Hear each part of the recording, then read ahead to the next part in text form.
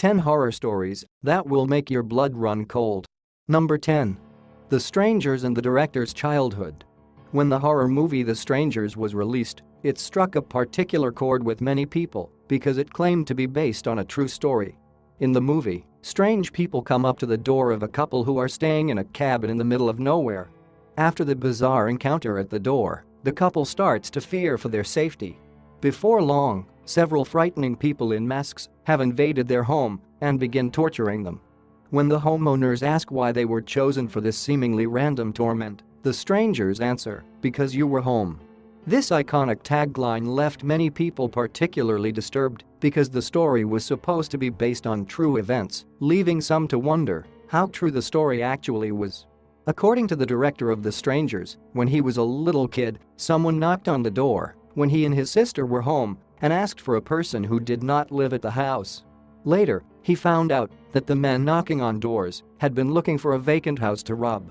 This got the future director thinking about what might have happened if they had decided to enter the house.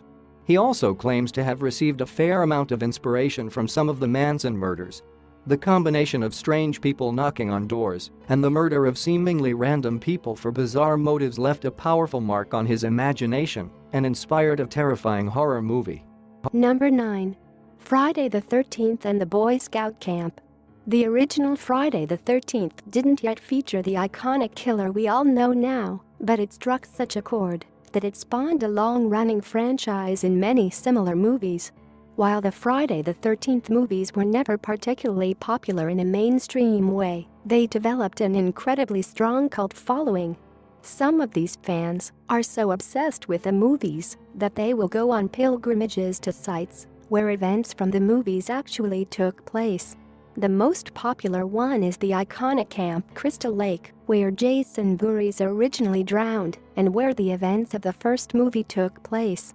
People who are not hardcore fans of the film franchise may not realize that Camp Crystal Lake was originally a Boy Scout camp that was rented for 1 month to the film crew.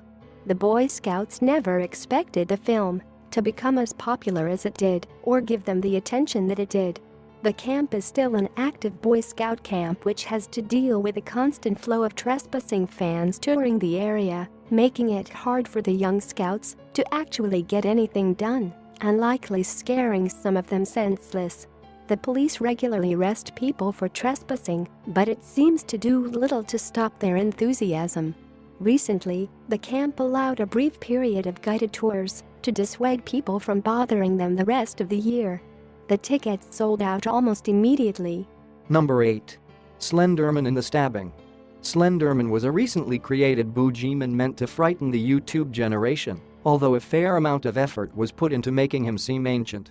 The preposterous legend of Slenderman claims that this long, thin man with no face, extremely white skin, and a black suit lures children into the woods and then does something nefarious with them.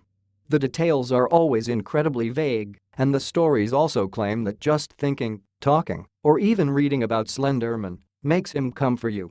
The only way to make him stop coming for you is to stop thinking about him. While most people readily understand that Slenderman is just a clever meme, some people don't understand the difference between fantasy and reality. Recently in Waukesha, Wisconsin, 2 12-year-old girls lured their friend into the woods and stabbed her 19 times with a knife. Miraculously, the victim survived, and the 2 perpetrators were arrested for their crime. When asked why they stabbed their friend, they said they did it to please Slenderman and that if they didn't, Slenderman was going to harm their families. The legal system is trying them as adults, but their lawyer believes that they are disturbed juveniles who need mental health treatment. Number 7. The Wicker Man and an Ancient Pagan Tradition. Today, the movie The Wicker Man is better known for the recent remake starring Nicolas Cage and the B-related memes that it inspired. Unfortunately, the Cage version overshadowed the original Wicker Man, which was actually a well-made horror film with an excellent setting and a fairly original story. In the original, a police inspector is called to an island to look for a missing girl and quickly discovers that things are not at all like most places. The island is run by a group of nearly all women who follow ancient pagan traditions and quickly claim that the girl he is looking for does not even exist. After a chilling investigation, he concludes that they are hiding the girl to prepare her for sacrifice. Rushing to the rescue, he finds that they were planning to sacrifice him to their pagan gods all along to ensure a better sacrifice. They place him in a giant wicker man statue and set it ablaze. While this may sound like pure fiction, the truth is that these practices were based on ancient pagan traditions. According to a 10th century document, people sacrificed live humans by placing them inside giant wicker statues. Of course, at the time in which the movies are set, human sacrifices hadn't been practiced by pagans for hundreds of years. But it was once a chilling reality in the ancient world. Number 6. Vampires and the need to drink blood. Long before Twilight, vampires were a popular mythological being. They have captured our imaginations for hundreds of years, and they often make for interesting stories. When most people watch a vampire movie or read a vampire book, they may think about how cool it would be to be immortal, but then they go to work or school and move on with reality and live their lives like normal people. On the other hand, some people read about vampires and decide that they have always been one, which is when it gets really weird. At least two types of these self-described vampires believe that they need to feed. One is fairly harmless and just claims they want to feed on energy. They walk around in crowds and think it gives them some kind of power. On the other hand, the second type actually feels that they need to drink blood regularly and will often try to get their partners or random people involved. This can cause disease and lead to incredibly dangerous situations of all sorts. Unfortunately, some people have trouble distinguishing between fantasy and reality, which has led some alleged vampires to use violent means to get fresh human blood to drink. Number 5. The Werewolf and Murder. In the popular vampire movie series Underworld, the vampires and lycans, a form of werewolf, are perpetually locked in a bloody war with each other.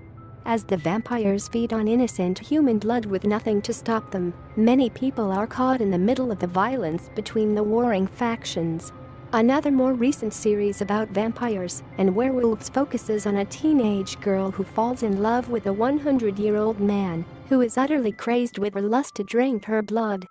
For some reason, they fight werewolves that are not really werewolves. While these movies have caught the popular imagination, most people understand that you can't really be a vampire or a werewolf. Unfortunately, not everyone seems to realize this. Early this year, a California man walked up to his female neighbor's door, and when she came to the doorway, he shot and killed her.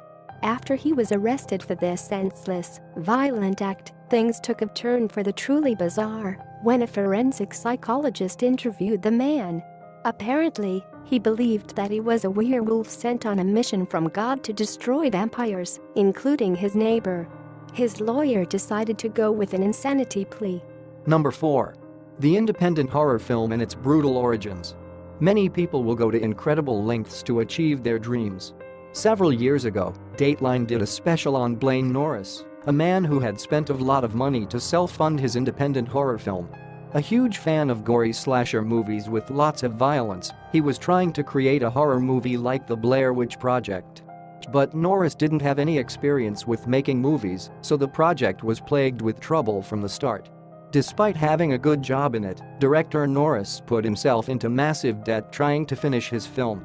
His best chance to complete it came from Brian Trimble, a friend who wanted to help fund the project, except that Trimble's wife didn't want him spending that much money on an independent film.